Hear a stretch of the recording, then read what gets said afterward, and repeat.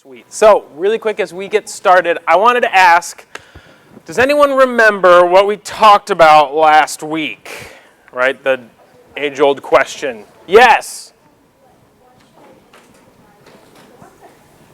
Yeah, why should I believe the Bible? We talked about why we should believe the Bible.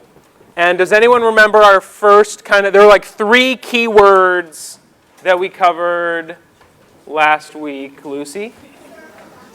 Yes. So we talked about how the Bible has historical documents. What else did we talk about with the Bible?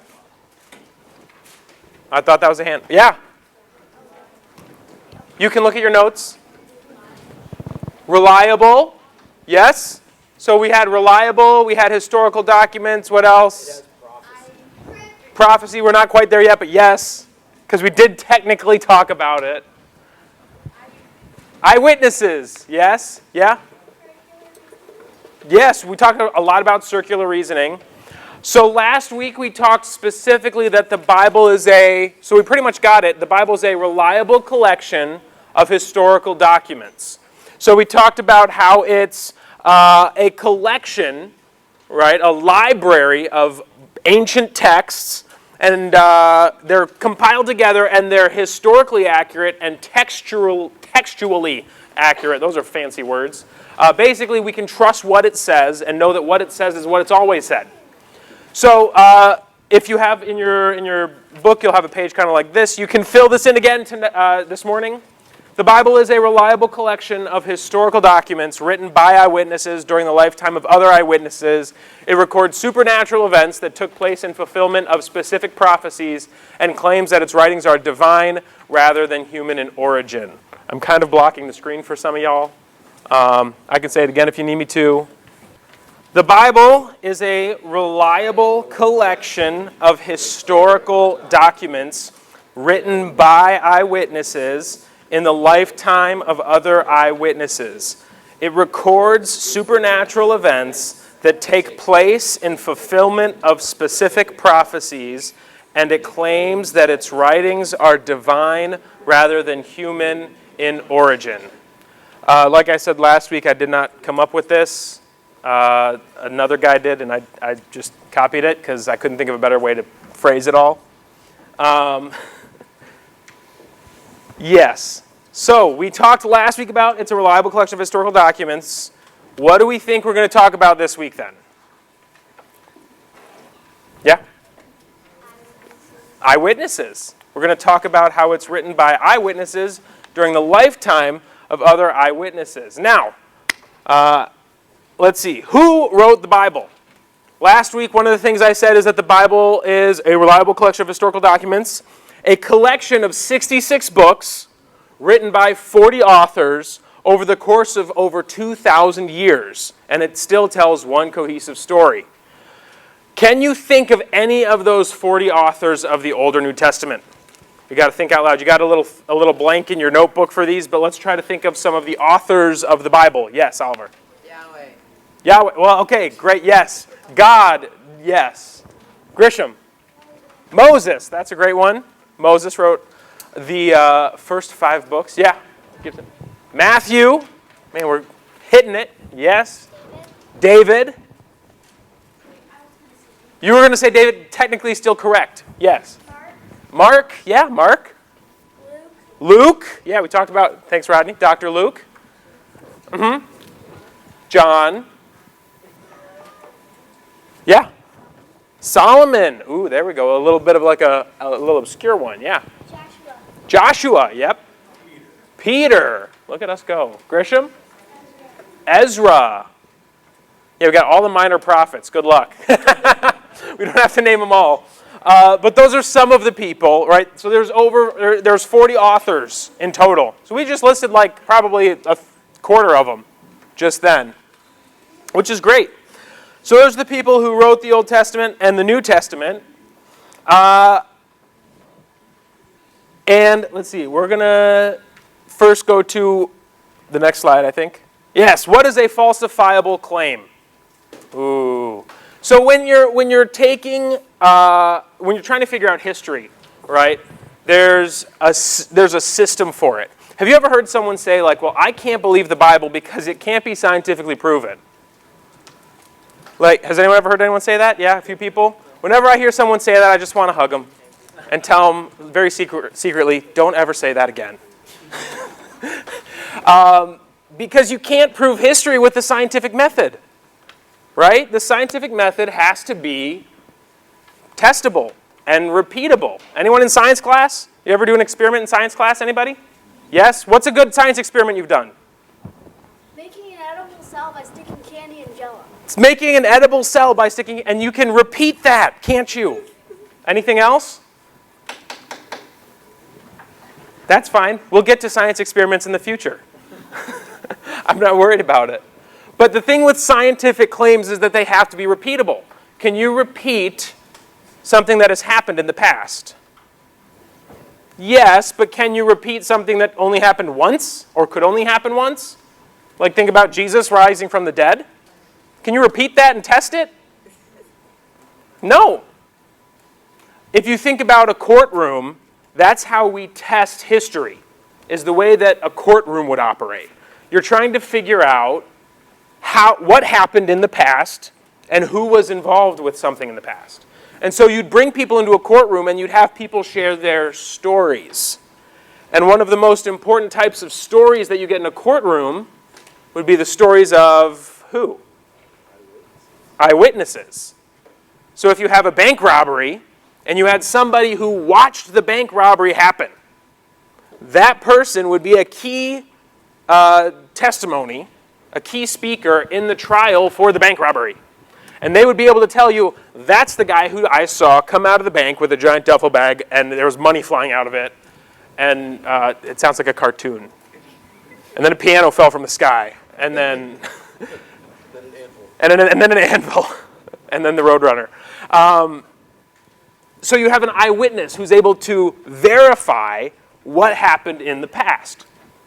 So that would be the reason why we have a falsifiable claim. Does anyone know what a falsifiable claim is? Maybe a parent? A lie. Something that can be proved true or false. Yes, a claim that can be proven true or false is a falsifiable claim. So it sounds like a bad thing initially, like, ooh, it's falsifiable. The Bible is a falsifiable claim. That's not great, right? That's what you would think. It's actually fantastic. So I was thinking of like a good example of like figuring out a falsifiable claim. And the best one I could think of, and it's probably because I have a problem, had to do with coffee. So I would like to invite somebody to just come and test it. I haven't sipped out of this cup of coffee or anything. I'm tempted to invite up a kid, but I feel like I'm going to get in trouble for it. I'll do Quincy, because I feel like your dad's not going to get too mad at me. This is a cup of actual coffee, and I'd like you to take a sip of it for me. There you go. Thank you. Oh, chug. Fantastic. Quincy, what temperature was that coffee? It was warm. It was warm. It wasn't too hot. It wasn't too hot. Can I get another volunteer to come up? And they're not going to be drinking the coffee, though. I'll have Lucy come up. Lucy, I'd like you to just hold the cup of coffee for me. What temperature do you think that coffee is? If you had Warmish, hottish. Warmish, hottish. Okay. So now we've had Quincy came up and took a sip of coffee and made a claim. Thank you, Lucy. Quincy came up and took a sip of coffee and made a claim. I'm sorry, it was black coffee. And you chugged it like a champ. And you said the coffee's like kind of warm, kind of hot. Right? And in order to verify the temperature of the coffee, we had Lucy come up and hold the cup. And Lucy said, yeah, it's kind of warm, kind of hot. So we have now been able to verify the claim that you've made because we had an eyewitness. We had someone watch you drink the coffee and then come and hold the cup and verify, right, say that it's true that what you said about the coffee, that it's warmish, hottish. So that's what a falsifiable claim is. A falsifiable claim is a good thing. So, let's see, that's on that page. I want to see if I'm getting... Okay, great, fantastic. That's that page of the notes. So here we've got a few authors of the Bible that we had talked about, some of our eyewitnesses to different events. And I want us to kind of go through this list because I think it's interesting and there are a few really cool points here. So the first author that I thought of was the author of the Pentateuch, or the Torah, the first 5 books of the Old Testament, Moses. And Moses, we know a few things about him. The first one is that he lived in Egypt, right? He was raised and born in Egypt during the time of the slavery of Israel. He also lived through the Exodus, right? He was the leader of Israel leaving Egypt, going through the Red Sea, getting the law, the 10 Commandments and the law from God on Mount Sinai. So that's then the law, the biblical law that God has for us was given to us by Moses. And then he also witnessed the wandering through the desert period of Israel in the Old Testament. So Moses was an eyewitness, right? He was an eyewitness to all those events that took place. And then he wrote about them in what we now have as the first 5 books of our Bible. They were written by an eyewitness. But guess what else happened? Who was with Moses when he was writing that stuff? Joshua. There were other people, yeah? Grisham? Who? Well, okay, if we wanted to get into the angel of the Lord, yes, but no. There's a whole group of people. There we go, Israel, yes. The Israelites are with Moses walking through. So Moses is writing all these claims about the parting of the Red Sea and getting the law on Mount, and the cloud around Mount Sinai, and the manna falling from the sky that fed them. He's getting all these crazy stories that he's writing down, and all of those claims were written by an eyewitness during the lifetime of other eyewitnesses. So it would lead me to think that there were probably some other people in Israel where if that stuff wasn't happening, they would have said something. They would have spoken up, right? They would have maybe written a counter-argument to Moses' law or something like that. We don't have that. Then we can go to David, King David, not me. He had a life in hiding in the wilderness from King Saul. He had his kingship. He reigned in the peak of the united Israeli kingdom in Jerusalem. He interacted with many prophets, and so a lot of the words from different prophets that we have were also written, or not written, but like David interacted with those guys. So David wrote some stuff about that period of time in the United Kingdom. Who else was around during that time? I gave a little bit of a spoiler to one of the groups. There were prophets around, so people who were speaking for God were eyewitnesses to the stuff that David is writing about the kingdom. So if David lied about stuff, do you think there's a viable way for someone to rebut that and prove his claims false? A prophet would be a pretty good person to do that. Then we've got Matthew, mostly because we're in Matthew right now, so I figured that would be a great person to talk about. He's a disciple of Jesus. He heard Jesus' teachings. He watched Jesus perform miracles. He watched Jesus die and then interacted with Jesus after he resurrected from the dead. He's an eyewitness to those accounts. And were there other people alive at that time that maybe saw all of those things happen? Yeah, there were. I'm not sure if I put it on the next slide or not. Can I get a sneak preview of the next slide? Okay, I did, so go back. We'll talk about that in a second. And then Luke. This is the funny thing, right? We're talking about eyewitnesses and that there are all these eyewitnesses. And then we've got Luke. Who's Luke? Well, he was a doctor. He traveled with Paul. So Luke wrote the book of Acts. And he actually, in the book of Acts, writes we in a lot of the journeys that he was on with Paul. So we actually know that Luke was an eyewitness to some of those things, but then he also wrote the Gospel of Luke. And he said he wasn't an eyewitness to those things.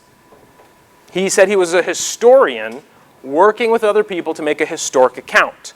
Now, I think this is really interesting to bring into the conversation, right? We've got a Bible written by eyewitnesses, and then we got this guy who's like, yeah, but not me. I was not an eyewitness. And to me, when I look at that, I think it gives a lot more proof and confidence behind the people who were eyewitnesses. Because not everyone's claiming to be one. This guy's not claiming to be an eyewitness to some of this stuff. Instead, he's like, well, I interviewed people and I took their stories down, and that's kind of this account. It's not the same. And he was very clear and open about that. Which then means if other people are making eyewitness claims that Luke was probably around for some of, he's also then verifying that and verified by his lack of eyewitness. It's weird how that works. Like you'd think that if we were trying to make this big claim that every single person would then be an eyewitness, but that's not quite how it worked. And I think that actually that gives more confidence to the eyewitness claims that we do have. Now, this is where we get to Acts 5.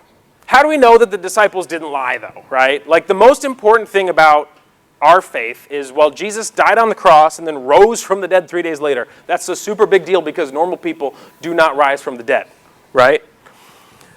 So how do we know that the disciples didn't lie about this, right? Because that's a possibility, I guess. Well, Acts 5 actually talks about this in the Bible, which is crazy, by Luke, the historian who's writing a historical account. So I'm going to read it, and I'll have my back turned, so I'll try to project really loud. But a Pharisee named Gamaliel, Gamaliel's the guy that trained the Apostle Paul to be a Pharisee, just as some background. A teacher of the law who was honored by all the people stood up in the Sanhedrin and ordered that the men be put outside for a little while. The men are the disciples. Then he addressed the Sanhedrin, "Men of Israel, consider carefully what you intend to do to these men. Some time ago, Theudius, nailed it, appeared claiming to be somebody, and about 400 men rallied to him. He was killed, all of his followers were dispersed, and it all came to nothing. After him, Judas the Galilean appeared in the days of the census, and led a band of people in revolt. He too was killed, and all of his followers were scattered. Therefore, in the present case, I advise you, leave these men alone, the disciples. Let them go. For if their purpose or activity is of human origin, it will fail. But if it's from God, you will not be able to stop these men. You will only find yourselves fighting against God." So this is like one of the head Pharisees just after the time of the resurrection and ascension of Jesus. And he goes, you guys remember, right? We've had all of these little kind of cult leader type people pop up in the last 50 years. And he lists a few of them. And he goes, oh, they had like 400, 500 followers. They had a bigger following than it seemed Jesus had. Jesus only interacted with 500 people after he resurrected. And we don't know if they were all necessarily followers or not. So these guys had a pretty big following. And then they died. And then everyone just kind of dispersed. We see that nowadays with a lot of fake religions and cults. When the leader dies, it splinters and separates and falls apart. So he's like, well, if this is just another guy lying about being the Messiah and it's a fake man-made thing, it'll putter out and die and it's not really anything we need to worry about. But if it's from God, you won't be able to stop it. Now, spoiler alert, that was 2,000 years ago. Has the gospel, has the message of Jesus died out in the last 2,000 years? I would argue no. Which means that Gamaliel, an enemy, he's like an enemy of the church at this point because he was a Pharisee, sat there and said, then this is of God. And I think that's really encouraging to hear as well, that the disciples didn't just make this stuff up. They couldn't just make this stuff up. And if they did, we wouldn't care 2,000 years later. So how do we know they didn't lie about Jesus' death? Well, first of all, Jesus' death story and resurrection story didn't slow down. It didn't stop. It didn't lose steam. 2, Jesus was reported by eyewitnesses to have been stabbed in the side. And when he was stabbed, blood and water came out of him. And this has been reported by multiple people, mostly in the Gospels. But that means that he had no more blood left in his body at that point when water's coming out with the blood. That means there's no more blood there. It's hard, side note, hard to live without any blood. The tomb was guarded by a bunch of soldiers. Like, we think it's like, like when we think of it from like the Jesus Storybook Bible, we think, oh, like there are like 2 or 3 of them. There were probably more like 50 plus. Like there was like a small army guarding this tomb because they wanted to safeguard it from tomb robbers. That's what Matthew 27 talks about. So it says, give the order for the tomb to be made secure until the 3rd day. Otherwise, his disciples may come and steal the body. I've heard that from people. Well, what if they just stole the body of Jesus and faked it? Well, there's all these guards to prevent that from happening. Tell the people that he's been raised from the dead. This last deception would be worse than the first. So even the Roman government was safeguarding the tomb from people making up a lie that Jesus rose from the dead before it even happened. So when Jesus actually rose from the dead again, there were all these guards guarding, like it would have been impossible for the disciples to sneak in unnoticed. And then the final one is that like 500 people saw the risen Jesus. We have stories of them touching the wounds in his hands and on his side, that it was him. So, where are we at? After, I guess, looking at all of that, I think we can have some confidence that the Bible is a reliable collection of historical documents and that it's written by eyewitnesses during the lifetime of other eyewitnesses. Do we have any questions? I want to make sure we talk through and understand this well. I'm supposed to count to 10 in my mind. That's what I was told. Okay, great. I'll take no questions then. I guess that means I did a good job. I think this is really cool and important as we understand the book that we get to read and the book that God reveals himself to us in, being able to have an additional level of confidence. Like, this stuff is not here to say, like, this is why you should trust the Bible. I think that there's a lot of reasons. I think these are some good ones. I think there's a lot of reasons why we should trust the Bible. And my hope is that looking at it as a reliable collection of historical documents written by eyewitnesses and lifetime of other eyewitnesses just helps give us that additional piece of confidence that there's something unique and special about this book. And so as we go into now the next 2 weeks of lessons, we're going to kind of continue honing in this idea of why we can trust the Bible. And I think it's going to be really cool. So I'm glad that you guys are all here. We're going to transition into our project time.